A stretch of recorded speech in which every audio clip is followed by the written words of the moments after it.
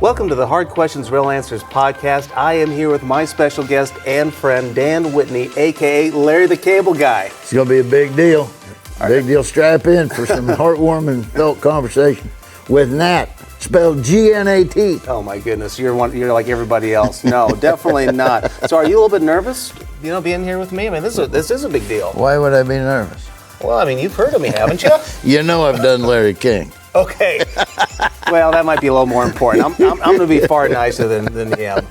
Well, Dan, you're a Nebraska native. You're a Cornhusker football fan.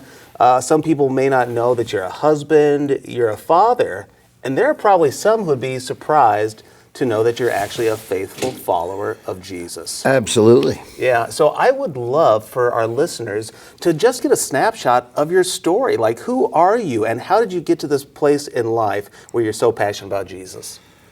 Well, number one, I'm not ashamed of it. I'm doing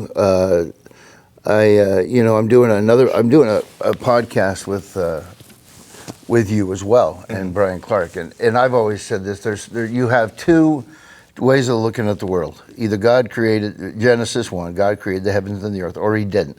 That forms your entire path and walk in life. So if you believe there's a God and he created the universe, you have a certain path that you walk. Of course, we're not perfect. We fall away from those paths. Look, I grew up in a Christian home. My dad was a pastor. I don't have one of these crazy testimonies. Then I got into drugs, and then I was, smuggling heroin across the border. Nothing like that. I was just a normal kid.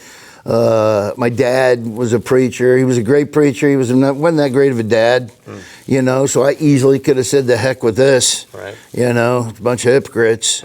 I didn't do that because I realized in life that, you don't ridicule the teacher when the students have gone awry, and it's not God's fault that people turn out the way they do and the way that people act. That's not God's fault. That has nothing to do with the fact that Jesus came and was crucified and resurrected, and that has nothing to do with the way that people act.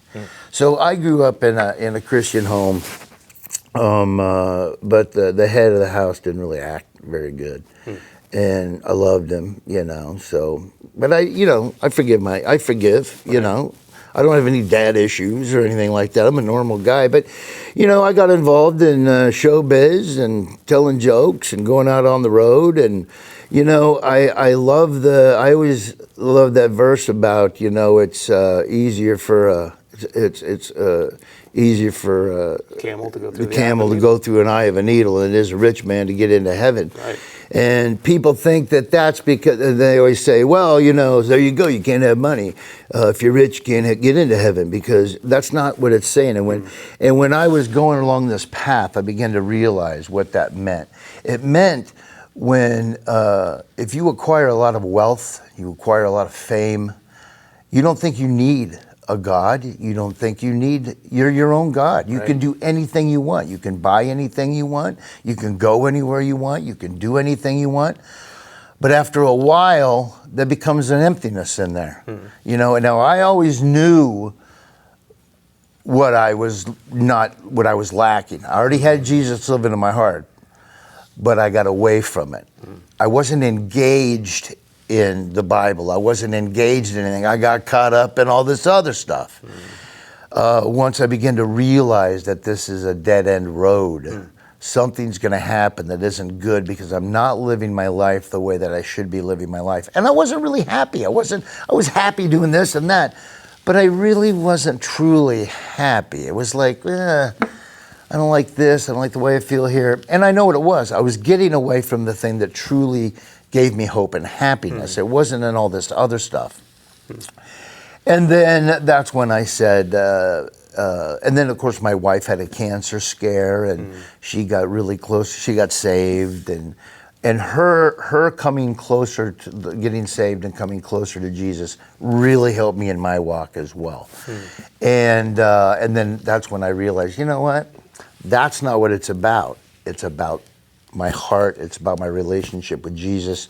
And so then I made a complete turn. I rededicated my life, and I said, look, I'm not perfect. I still do some dumb things, but I am going to stay. I'm going to stay in contact. I'm going to stay close, and I'm going to let the Lord work in me, and that's what's happening. And so I'm getting sanctified more and more. Things that I used to do, I don't even want to do anymore. It's not that I'm not tempted. I am still tempted. Look, I'm a normal guy, a regular guy. I like to laugh. I like to tell jokes. I like to see people happy. But I realize in the end, when it comes down to it, it's my relationship with Jesus that makes everything complete, makes me true freedom. I know when I die, I'm going to heaven. I know that Jesus has forgiven me of my sins, even though I still do dumb stuff. You know, it's like in the book of Judges, you know, the Israelites, 6 times. You know, they forgot what God did for them, and he had to punish them, but he brought them back up, and they did good, and then they go back down. That's kind of like me, you know. I'm kind of like the book of Judges, you know. I did this, and I went down here, and then God goes, what are you doing? And then he pulls me back up, and so I think I'm out of Judges now. Now I'm kind of a Gideon, kind of realizing, you know, I can do these things, and I just put my full trust in Jesus and take that step out. I think it's pretty evident from the moment I met you, you just carried yourself in a way that was refreshing because, let's be honest, you're a celebrity, you're well known, you got influence, and very attractive, square jaw, I was just getting firm there. Muscular buttocks. I have everything that you need. That's exactly right. Business. That's right. It's hard not to lust when I'm around you. But here's what's cool is you really have found your value in your relationship with Jesus Christ. It's not in the celebrity. It's not in the things that you can do on the golf course or in a comedy club. You found your value in Jesus Christ. And there are people out there who are watching, listening today who feel lost. They feel hopeless. Right. So if you were to sit down with them today and they just had a couple minutes and you want to give them a little sense of hope, what would you tell them when they're struggling to find their value? I think people are scared to become Christians because they think they have to change their entire, they have to change who they are.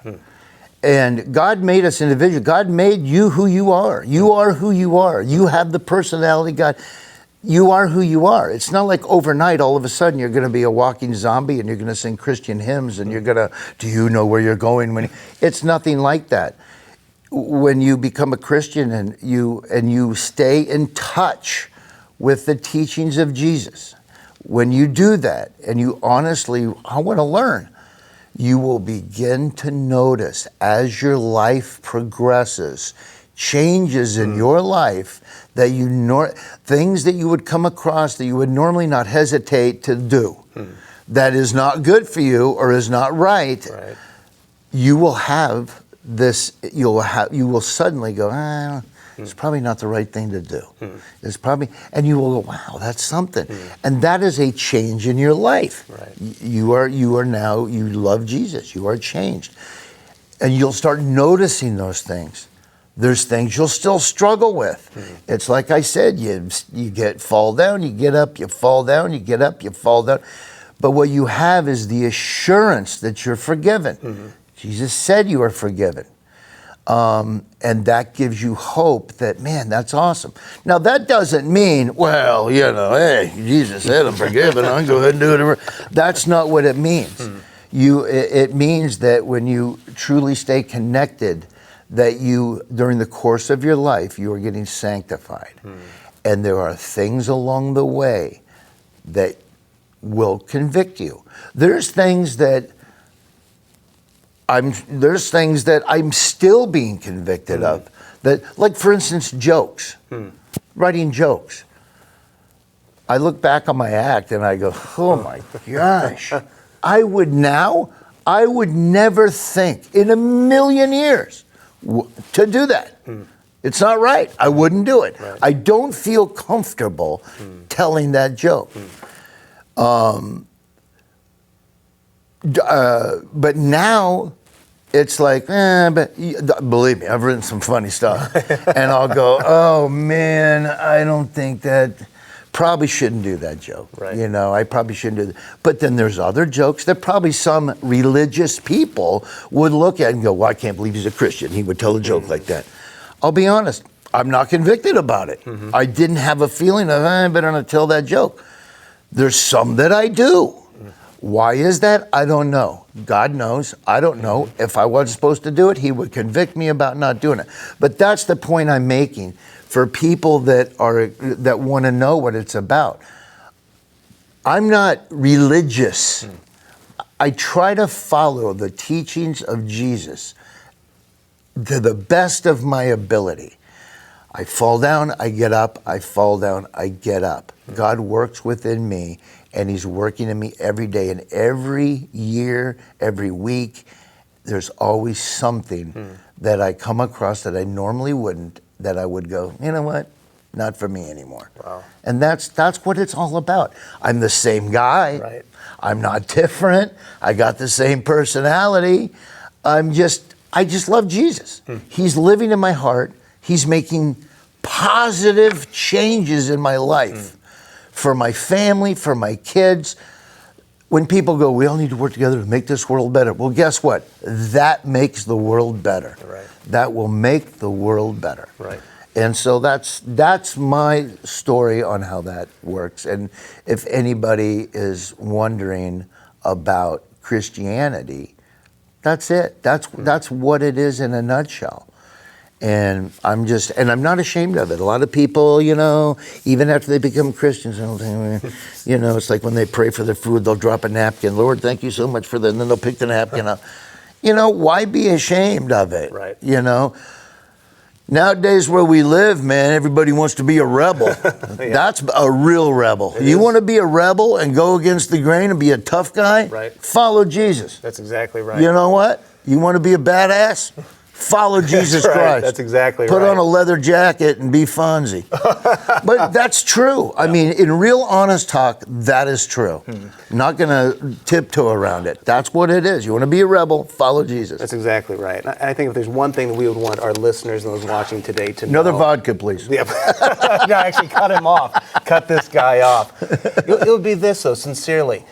Dan nailed it. Come as you are. You don't change your behavior to get into the kingdom of God. That's not what saves you. It is by grace alone. Jesus Christ says, come as you are. I'll do the rest. And he is working in us. He is changing us, but we're still us. And thank God, because he made you, and made me. Absolutely. And you know, people always know a lot about the Bible that have never read the Bible. I've noticed. Yeah. But when you begin to read the Bible, the reason why there was 12 disciples that were fishermen and these low lives, you know what I mean? The reason why there was, like, I talk about Gideon because I just read a whole thing on Gideon. He was a wimp. He was scared. He was the lowest of the low when it came to Israelites. You know, he didn't want to step out. He didn't want to defend himself. He didn't want to. Those people are in the Bible as examples to all of us. It doesn't matter who you are. You do not have to be Billy Graham everywhere you go. You know, you can be, who was the Charles Spurgeon? Was that the guy where the person that changed his life was like a cafeteria lady? Yeah, it's everyday people. Everyday people. You can do amazing things just being yourself in the situation that you're in. Right. You don't have to, you don't have to be this great. But that's the cool thing about the Bible. When you read the Bible, almost everybody in there had problems. They were normal people with normal problems. And those are in there. God put, those are the stories that he put in there for us to draw from, because we're all like, everybody is like some character in the Bible. And so if you actually read the Bible, you'll go, wow, man, what an awesome thing Christianity is. True Christianity, not this fake, progressive, meology. of Christianity, but the actual teachings of Jesus, once you try to start to follow them and do your best and stay engaged, it's absolutely freeing. It is freeing. Well, I think you just opened a can of worms I want to go down, but let's do that in the next episode. Do you mind coming back and talking a little bit more with us? I'll be honest, I'm kind of sick of this show. I've got, Now you know how I feel. I'm supposed to host Jeopardy tomorrow, so Okay. I'd love to come back. Great, appreciate it very much. Thank you for listening to the Hard Questions, Real Answers podcast. To learn more about our podcast, be sure you check out backtothebible.org. Also, if you enjoy our program, be sure to give us a rating and share us if you like us on your favorite podcasting app. Remember, ask the hard questions and only accept real answers.